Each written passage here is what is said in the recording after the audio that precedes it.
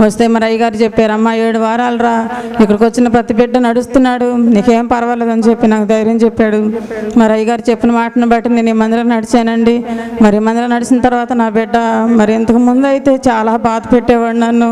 మరి నీళ్ళల్లో పడతాం, దొడ్లోకి వెళ్ళి కూర్చోవటం, మరి ఇష్టం వచ్చినట్టుగా తను ప్రవర్తిస్తాం, బయట కూర్చుంటే వాళ్ళ నీళ్ళ కేకలేయటం, మరి బట్టలు లేకుండా ఉండేవాడు, మరి పేస పోసుకునేవాడు, అక్కడ కూర్చుంటే అక్కడ దొడ్లో కూర్చునేవాడు, తెలిసేది కాదు.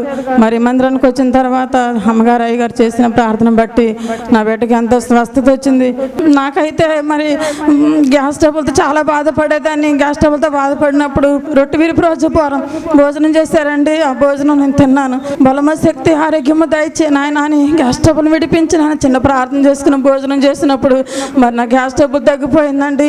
ఈ మందిరంలో దేవుని శక్తి ఉందని అందరూ నమ్మి విశ్వాసముగా ఎవరైతే ప్రార్థన చేసుకుంటారో వారికి సమీపంగా ఉండి ఆలకించే దేవుడని నమ్ముచున్నాను.